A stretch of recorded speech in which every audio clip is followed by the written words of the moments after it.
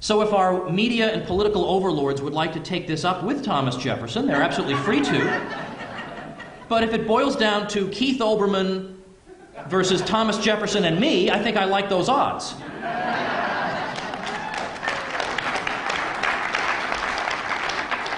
In 1800, Virginia issued a report, sometimes known as Madison's Report, following up on the Virginia resolutions of 1798. And in those follow-up resolutions, Madison clarified that we need a remedy for when even the judicial branch betrays us. So it's not enough to say, oh, the courts will put things right.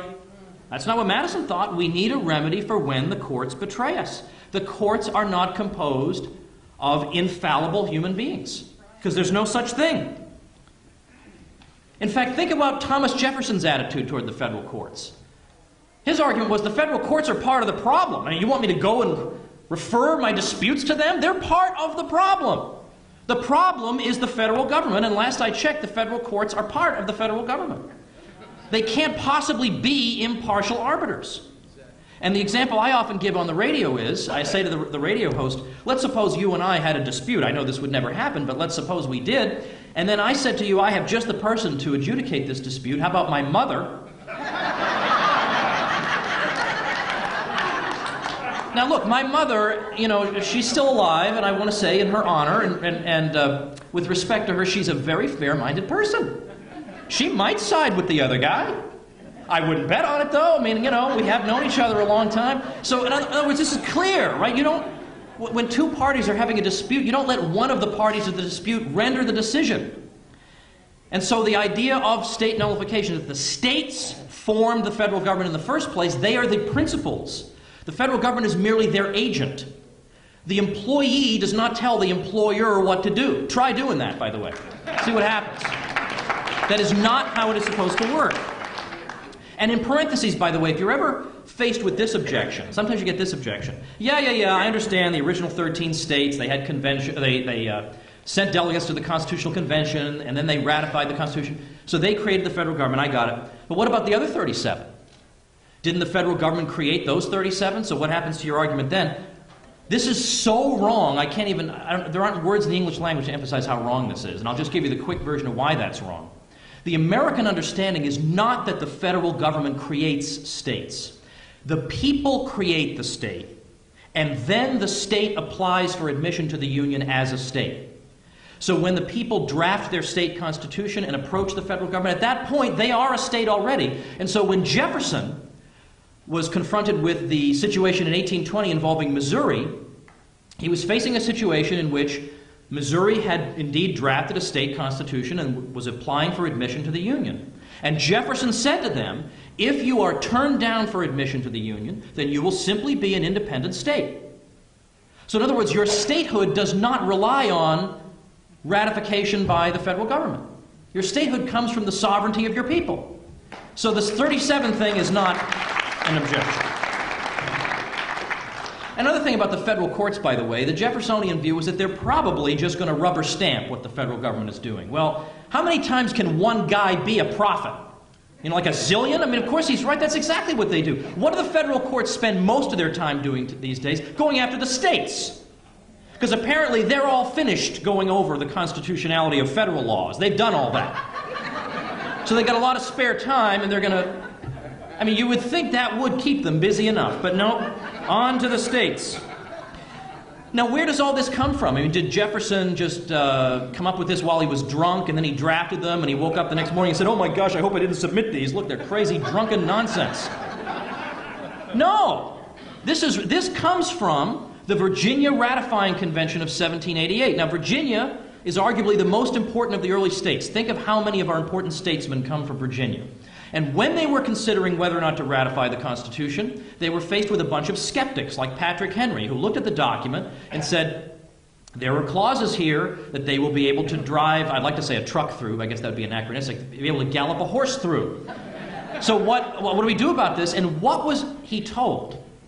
Patrick Henry was told something by the 5-man commission, whose job it was to write the ratification instrument, that is the document by which Virginia would ratify the Constitution. So these aren't just 5 bozos. These are arguably the 5 most important people at the convention. And they said to him, Edmund Randolph, future Attorney General, said, well, don't worry about it. This federal government is going to have only the powers expressly delegated to it. He used the word expressly. This is a limited government. George Nicholas, who became the first Attorney General of Kentucky, who also served on this 5-man commission, said, oh, and by the way, if the federal government should try to reach for any supplementary condition, those were his words, to impose upon us, we will be, in Virginia, exonerated from that additional power because we never agreed to it. We're only agreeing to the powers in Article 1, Section 8. Well, there's nullification pretty much in germ right there. Now, how many students learn about that in school? I mean, I guess we could probably safely round it off to 0, right? I mean, this is just gone. It's just down the memory hole. And yet there it is. It's sitting there right in the records. I mean, I didn't make this up. It's just sitting there waiting to be rediscovered. So again, Jefferson is just building on this original idea. And I talk all about, and if you're wondering, where am I going to find out about this? I'm going to mention a little bit about my book later. I noticed that in the program on the website it says Tom's going to talk about his new book, and I feel like that's a little narcissistic. Like, hey, let me tell you all about my book. It's super cool. It's got all these chapters in it. So I'm only going to make a couple references to it, but that's what this book, which I indeed am selling out there, is about. And it's got all this information you can, and I urge you, check my sources, follow them up, go online and look up a lot of these old things that are now thankfully available online, and you'll see it's all in there. It's all there.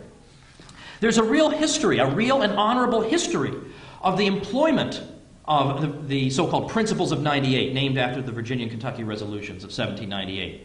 A lot of people say, oh, that was, in fact, I was on a radio show in Missouri not too long ago, and the host loved our interview and said, I want you to come on again tomorrow. Came on again tomorrow, and she said, you know, after listening to you, I wondered why constitutional conservatives weren't all getting on board for this. It just seems like a logical sort of thing. Why aren't they all getting on board for it? And then I looked around, I talked to people, and they said, well, the answer is the terrible checkered history of this idea. And I said, oh yeah, well, what do you have in mind? Like, can you give me an example? She said, well, you know, slavery. And I said, all right, I understand that, well, I didn't put it quite this snarkily, but I understand that every time you mention the states, people think slavery. However, that is not a substitute for historical analysis. Nullification was never used on behalf of slavery, ever. So where are they even getting this? I mean, they just think, well, anybody who talks about the states has sinister intentions. It's interesting, by the way, to reflect that the biggest opponent of states' rights in the 20th century was Hitler. You read Mein Kampf, which not a lot of us do in our spare time, but if you were to flip through to the states' rights section,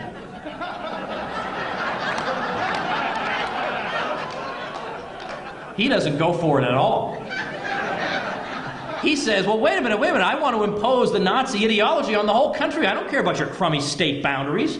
I'm going to wipe out all those state boundaries. No. Every tyrant who ever lived has spoken that way.